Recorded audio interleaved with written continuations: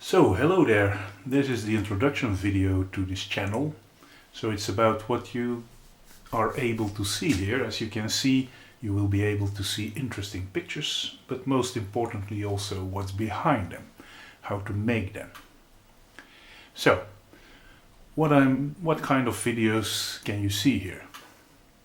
We will be talking about all things photography, how to make images, starting with the big four, the camera of course, a way to capture the light, the lens, not unimportant, the light, photography means writing with light, and the post-processing, but also all the rest, how to make your scene. If you want, it can be about psychology, but that's a little bit specialistic maybe. There will be no straight rules here. So some people think you can only make good movies with expensive gear, and they tend to ridiculize what you can do with less expensive gear. But I know people that have very expensive cameras and they don't make good images at all. On the contrary, nowadays, 10 years ago, you could already start making photos with a mobile phone, but they were not really so good. There are still differences with a professional camera, good for the makers of camera gear, but you can make fantastic photos with everything.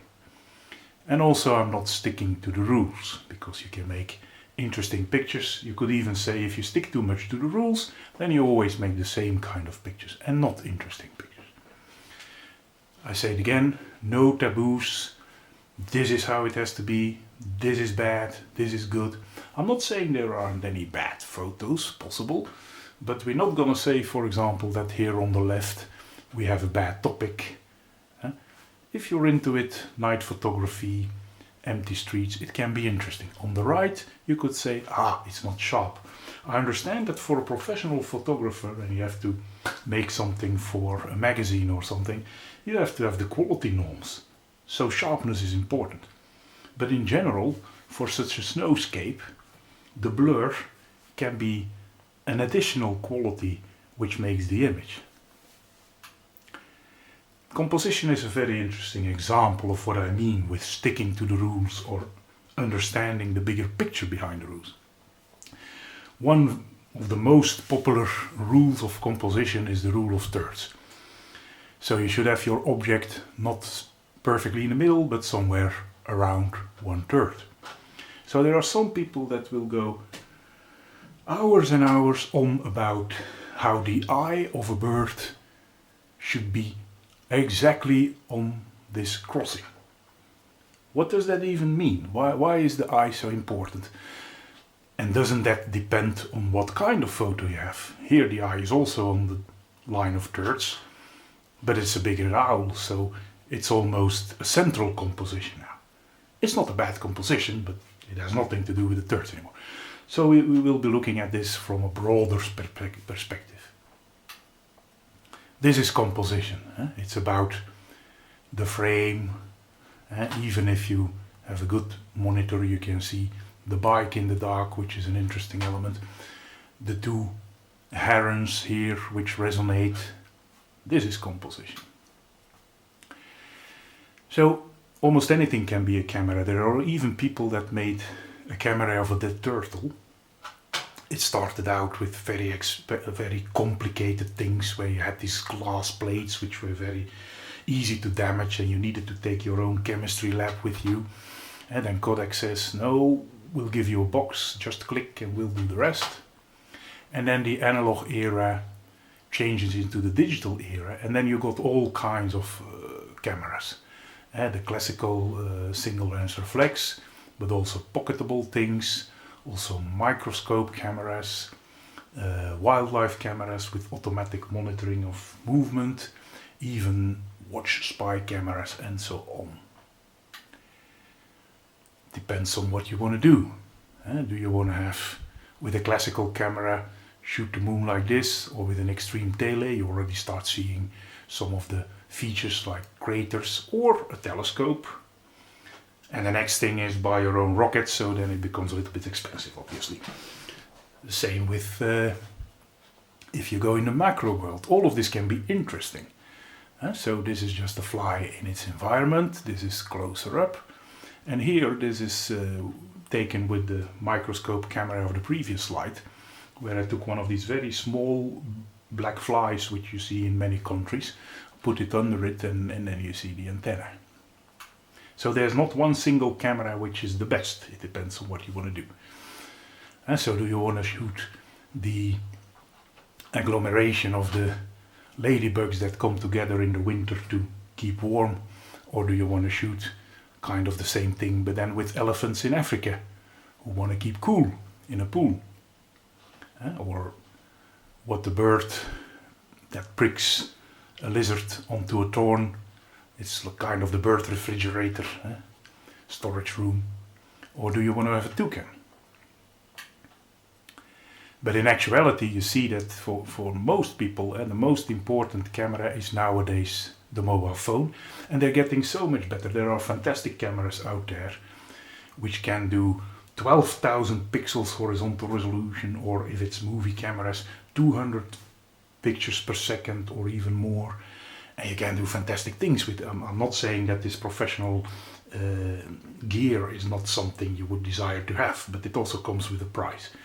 But then again, you can also make nice pictures with the simple mobile phone, provided you understand the tips and tricks and lessons behind it.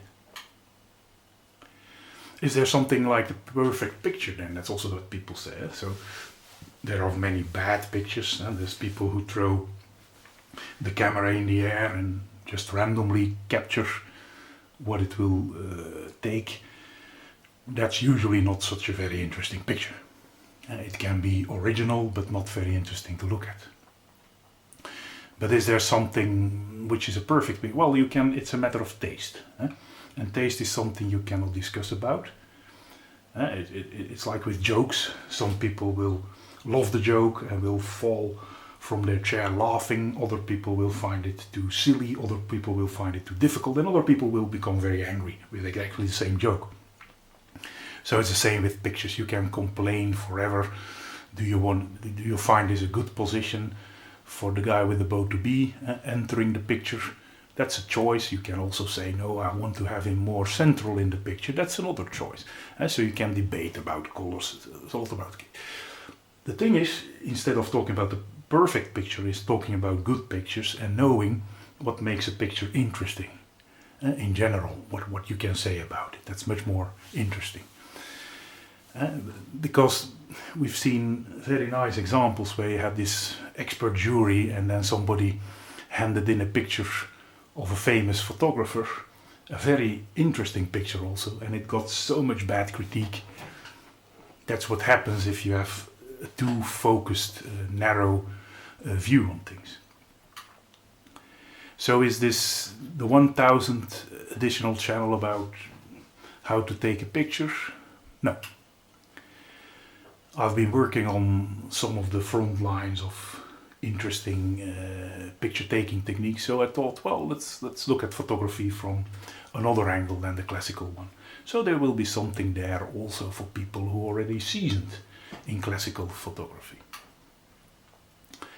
So I try to find a little bit the balance between complexity and if you make all very simple movies, then people think I already know that. Whether they really know everything, I think you can always learn something by looking at it just in a slightly different way. But yeah, then it is mostly for the beginners.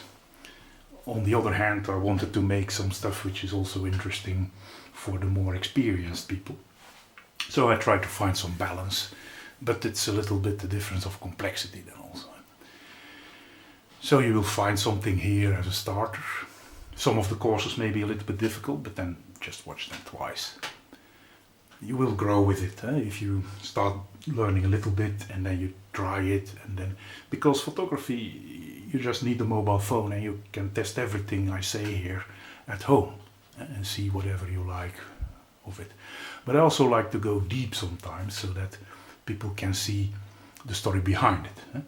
You can learn about gravity by dropping something on your toe and knowing that your foot shouldn't be under a falling object, or you can try to understand what's actually going on.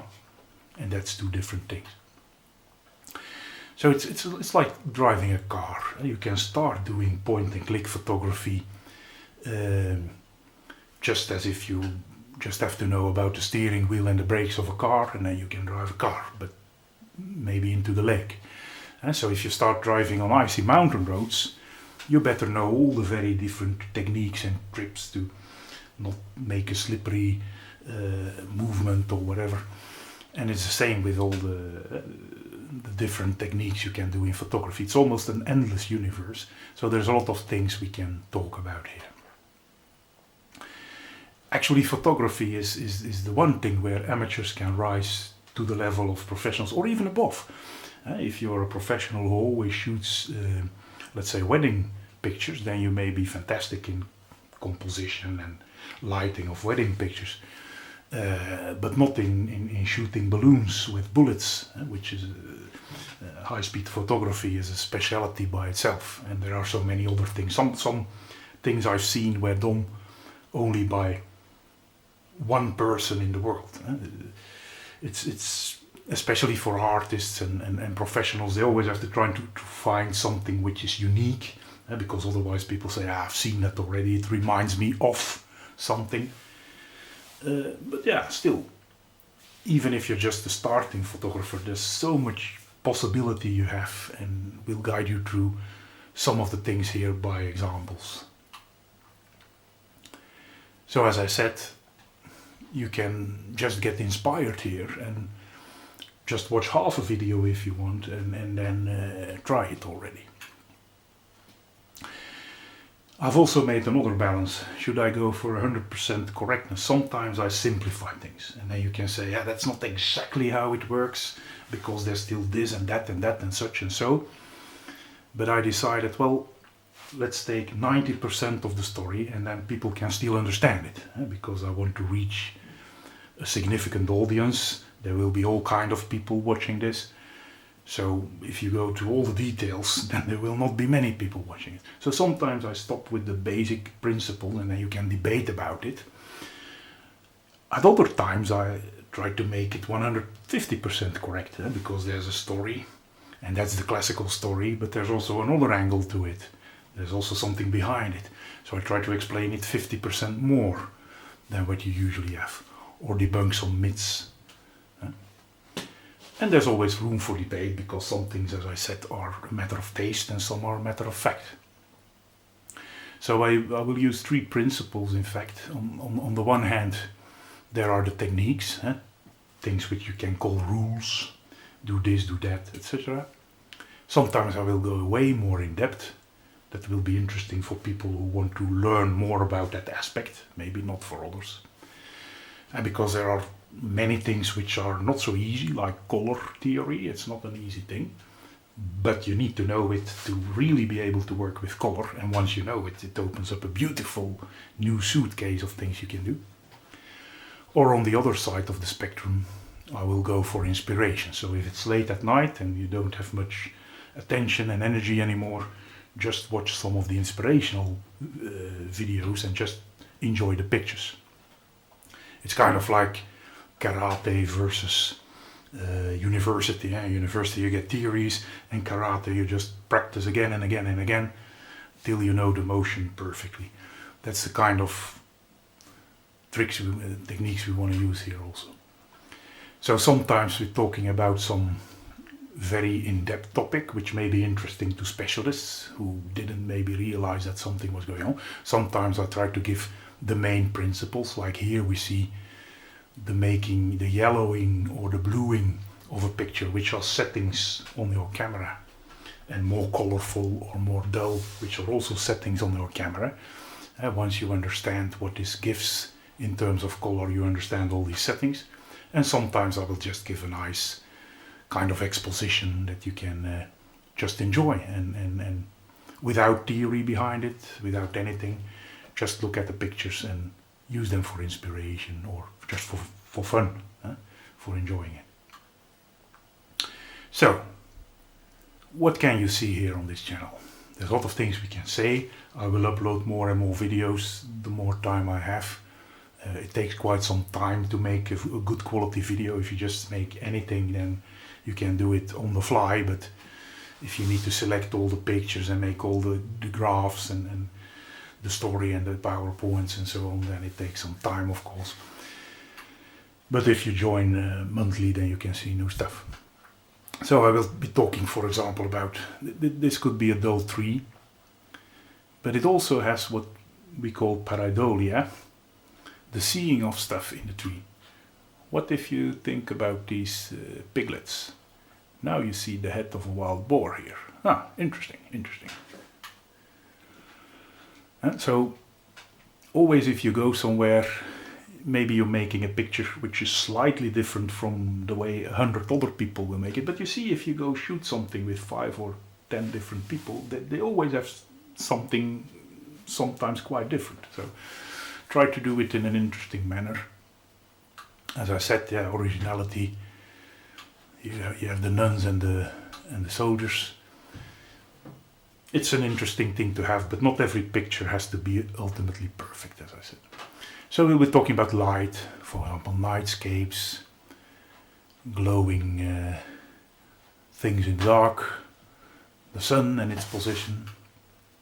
We'll be talking about color a lot, which is one of my favorite topics. Harmonious colors, or just a lot of colors. We'll be talking about composition, as I said already. And that's more than the rule of thirds. It's also positioning people in an environment, in a scene. It's also the interesting planes you have here, from the higher plane and the lower plane, and kind of different worlds interwoven. It's about framing of something. You can just make a plain photo, or you can make it through the gate. That's a little bit the classical one. And there's hundreds of more tricks which we will and factors which we will expound on in the composition stories. And they also relate to how the human visual system works, what you like to see with your brain. Perspective. For example, it looks like this big ship is sailing right in front of these children, but actually it's a lens trick. So I will also not shun the difficult topics. So in some books or courses you have only 1 or 2 pages on lenses. It's such an important topic that I also like to teach you a little bit about that, so that you can understand what you see in spec sheets, for example, about the sharpness of a lens and things like that. And much, much, much, much more. So that's the introduction. I'll leave it at this. There's much more I could say, but I will just say, click a few of the videos and just see what you like. And if you have other people who are interested in beautiful pictures or learning to make better pictures or whatever, just point them to Menhir Photo Professor and this channel with the videos. So thanks for watching, and hope to see you a few more times. Bye.